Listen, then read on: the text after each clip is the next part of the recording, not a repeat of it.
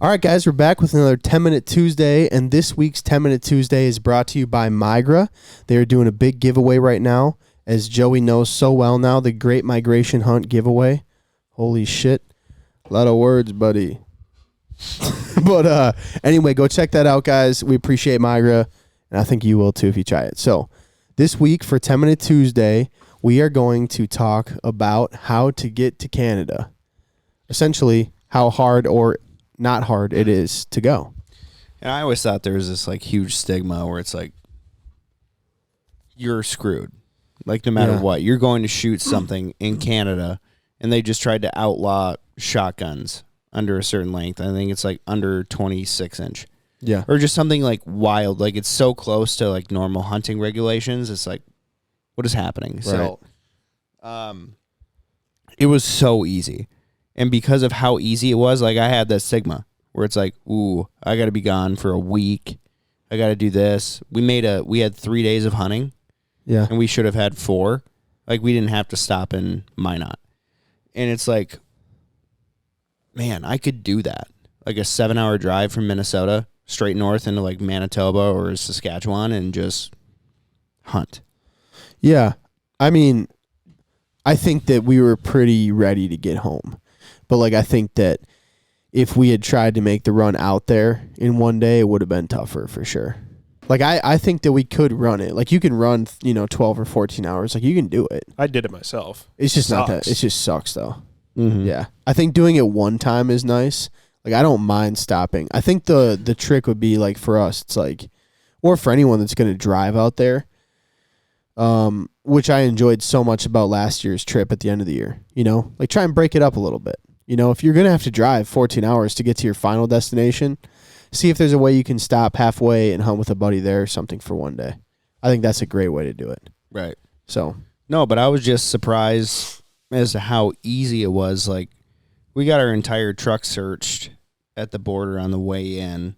And like I was saying in the podcast, I think it's because Cal and I were the only ones hunting. And so we brought 4 guns. We each brought a 20 gauge and a 12 gauge. And they thought it was weird that there was 4 people in the truck, and we have 4 guns, but only 2 people are hunting. And so put on the latex gloves, and they went to work. And they just searched the entire thing. But, like, we obviously really researched the rules, and I thought it was going to be way more to it than that. And it was so easy. It was just like going anywhere, honestly. Yeah, I would say. With how close we are, it's like I'm definitely going back again. I would say biggest things are just, like, if you can, try to keep a lot of the stuff that they would want to maybe see or know about together. You know what I mean? Like, keep your ammo unopened. So, like, here's a few basic things, I guess, to actually follow and know. Because, like, we're talking about, like, it's all easy, but we researched it a little bit and kind of had our shit together. Make sure that your ammo that you're bringing across is unopened.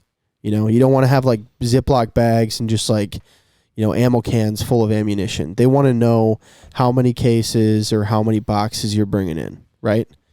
I don't exactly know how it works. If there's like, they charge you sometimes depending on how much you bring in, but we were told if you bring over 200 rounds per person, you might have to pay an extra $7 surcharge or something like that. Like, I don't know if we know those exact numbers, but they didn't care.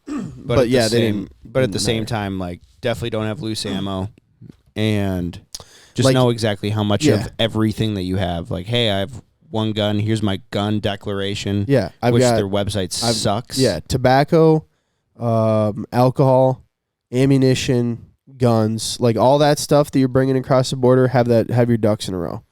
Know how many cans of beer you got. Try not to have like a half-drank bottle of Jack Daniels. Like, try to have new shit. Unopened stuff that's coming across the border with you. Don't I think booze it's a good cruise over international. Have borders. your food be unopened. It's like that type of stuff. Think about it like going on a plane when you come through with duty free. You don't want that shit open halfway. Yeah, that's a good way of putting it. It's not much different than going on an airplane. Yeah. And then the other big thing is you have to have a gun declaration form. And you have to fill those out before you get to Canada. So what you do is just search Gun Declaration Form Canada on Google and then go to the link. It's a government website, by the way. There you go. Good job, Joey. That's very good.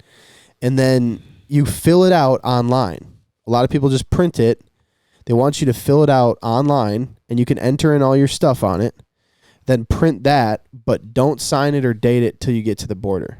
So essentially, though, if you do that, if you print that sheet off and have it ready, and keep all your stuff together, it's really not that big of a deal, man. But honestly, driving through Canada was so easy. We saw no cops whatsoever. Co-ops. We saw no co-ops. Co-ops. Was that a co-op? Yeah, was that a co-op? Co-op? I don't know. It better not have been a co-op. It's like Italian. Like you went Italian there for a second. Better not have been a co-op. Better not have been a co-op. It's like Boston, kind of. I mean, that's where co-op Yeah. comes from, right? Anyway, no, it was weird switching the metrics over and like understanding kilometers and miles per hour. Yeah. And Celsius to Fahrenheit, nonsense. Because I'm like, okay, 0 degrees Celsius is 32 degrees Fahrenheit. Yeah. It's 7 degrees Celsius right now. So it's like 39 degrees. And everyone's like, oh my God. Are you serious? It's off of a scale. So it's like times 0.4, 0.8. Like, okay. I didn't jump down your throat. Granted. Grant really did. Grant really did. I'm like, I'm in America, dude. Yeah, Grant was... That kid's cultured. He's been to Europe once. He was for sure. Nuts about that. That's pretty funny. He's a psycho. Also, we drove like 5.5 hours into Canada, and I don't think we went through more than one town with over 1,000 people in it. Yeah, it's small, and all the fields up there, it's like not 50 to 80 acres. It's like 590 to 1,400. Yeah, it's like damn, multiple miles of field. Yeah, the same field. Yeah, it's unbelievable. It was a lot. It's crazy. The people there are pretty interesting. They're super nice. It's so nice. They say sorry a lot. Like sorry. I walked by a lady in Walmart. She's like 3 feet away from me. Sorry. She said, "Oh, sorry." Why? Not even near you. God. It's outrageous. No, but let's wrap up this 10-minute Tuesday here. So honestly, as long as, like Cal said 15 times, you have all of your ducks in a row, gun declaration, you have your passport or real ID, and then you just know everything that you have. And you will coast into Canada, and when you come back, make sure that your girds are butted. Girds are butted. That's what I was going to say. There you go. Birds are gutted. Yep. Or just have a wing on if you have a bird hitch. And so, other than that, have a wing on no matter what. Yeah. Yeah, not or. Sure. Yeah. But no, that's essentially Canada in a nutshell, like how to get in. Yeah. Anything we missed, Carter? No, nothing I can think of. Okay. That's great. Well, thanks for listening to another 10-Minute Tuesday. Leave us a review. We'll see you guys soon.